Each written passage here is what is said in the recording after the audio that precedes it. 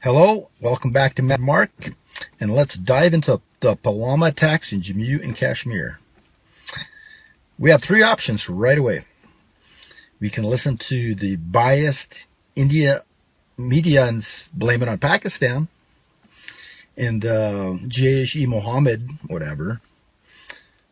We can say it was just an attack by Kashmirians against Indian Army, Or three, we can say it was an inside attack by India. I am absolutely not a conspiracy theorist at all. But I have to go with the last option. I truly do believe it was an inside job by India, and I'll explain why I feel this way. First off, right when the attack happened, you could see Modi waited 3.5, according to the opposition party to Modi, they said he waited 3.5 hours.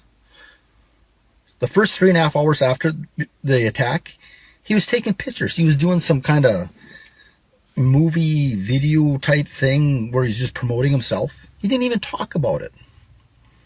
That's awful fishy. And then if you look at Pakistanis, Imran Khan, you could see right in their eyes that it's just like, wow, I wasn't expecting this, They were shocked looking. You look at India, you look at Modi, you look at some of his generals, they just had a look on their face like they weren't surprised. They were all casual. They obviously knew in advance. They had a warning in advance. But here's why I believe it was an inside attack.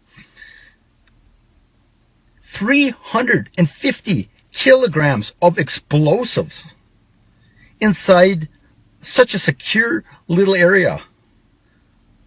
I mean, can you even comprehend that? I did a bunch of research here and was looking at the largest attacks in America ever. And traditional bomb, the biggest one I could come up with was 1920s Wall Street bombing.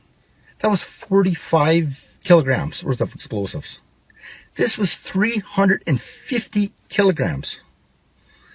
Over 7 times larger traditional explosives that have ever been used in a terror attack in America history.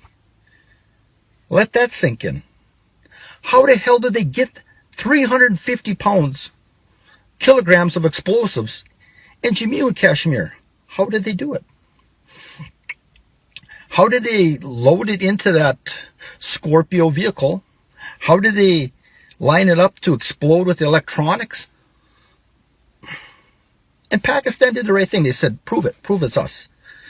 So the first thing India did right away is the attack happened and they're like, okay, India did it. We know all the facts. We got everything, this and this and this.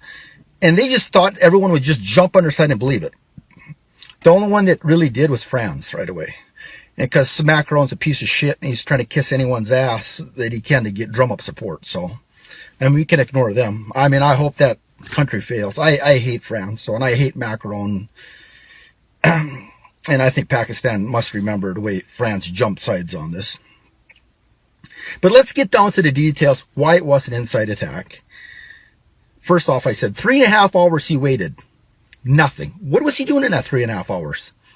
Well, he probably had raw intelligence and military intelligence, sort out all the facts, how the things unfolded so they can get their transcript, all written, all professional for probably raw, and say, okay, this is what happened. This is how it unfolded. This is what you could tell the media.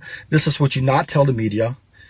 Because if he went out right away when he found that attack and gave details, if he slipped up and said something that he wasn't supposed to know, like stuff that he wasn't supposed to know already, then they would know it's an inside attack. So he gave a grace period, maybe a 3.5 to 4 hour grace period to get all the facts up and then read it. Second off, this is the thing that really pisses me off. He said he killed all the people in that area that were associated with attacks. Why in the hell would you do that for? That is the absolutely dumbest thing I've heard in my life. if you have the mastermind of the attack, you take that person by alive to get information. That is your link. If Pakistan did it, that is your link back to Pakistan. Okay? You killed your evidence. What evidence you got now? What you said you got inconclusive evidence. Where is it? They're demanding it. First thing I would ask, Indian Army, you have these, why did you kill these terrorists for? Obviously you take them alive. You know? If the CIA hired me to find some mastermind attack of some big attack in the United States, I'm going to get that guy alive. If I kill the guy, I'm going to resign from my position. I'm going to say I failed, or I'm going to give it a reason. I'm going to say the dude was strapped up with C4 and he was going to die anyways, or the guy committed suicide. But they killed the evidence on purpose. And the problem with that is ISI, what they would have did is they would have got a hold of contacts of the people that carried it out and asked them, where did you get the explosives? Who gave them to you? Who lined it up? Who told you to hit this spot at this time? They would have probably got some names. They could have probably drawn out a face sketch. And ISI and Pak Army could probably link it back to some guy maybe working for the Indian Army and reverse engineer how it was an inside job. Pakistan didn't want that. India did not want that. They killed all the evidence. They killed all the evidence there. Anybody associated with that attack, they killed them. Why would you do that for? Second of all, that place was secure as hell. Probably the most secure place in the world, almost, that road. They had checkpoints everywhere. So you have a Scorpio car with 350 kilograms of explosives in it? All these dog-sniffing dogs, you could have one little stick of dynamite inside the tire well of a car and they'll go right over to it and sniff it and sit there. You're going to tell me they don't have that technology? They don't have a goddamn bomb-sniffing dog over in India at the checkpoints? It's ridiculous. You have a Scorpio come over, you pop open a door, a dog's there. If he just sits there, you got to search the thing. And you got how many checkpoints? And then you kill the evidence. And then Modi doesn't respond for 4 hours. And when he does, he's all casual and he doesn't look surprised. And now let's go into the motive. Why would they do it? Pakistan has nothing to gain by it. For 30 years, Pakistan has been struggling economically, okay? And now all of a sudden they got this massive investment. You got Gadar down there, and you got CPEC. You have Saudi just invested like $20 billion. You have, United Emirates investing. You have Russia invested like $10 billion into the gas infrastructure. So all these infrastructure advancements, and India didn't like it. They did not like it. They wanted to destabilize Pakistan. And I believe they figured they had to pull this off. They did an inside job. And the whole goal of the attack was to isolate Pakistan, both diplomatically and financially. That was their goal. So they did the inside job. And they just thought they were going to do the same thing they've always done in the past, like they did with the 1999 war, where Pakistan's a terrorist nation, and we condemn terrorists, and everyone has to be against them. It didn't work. So this attack was a success for Pakistan, because the world is not believing them. And they tried to sanction a couple people in the Olympics for it from Pakistan, and the Olympic Committee said, you don't have the evidence. They didn't buy it either. So this whole attack is backfired on India.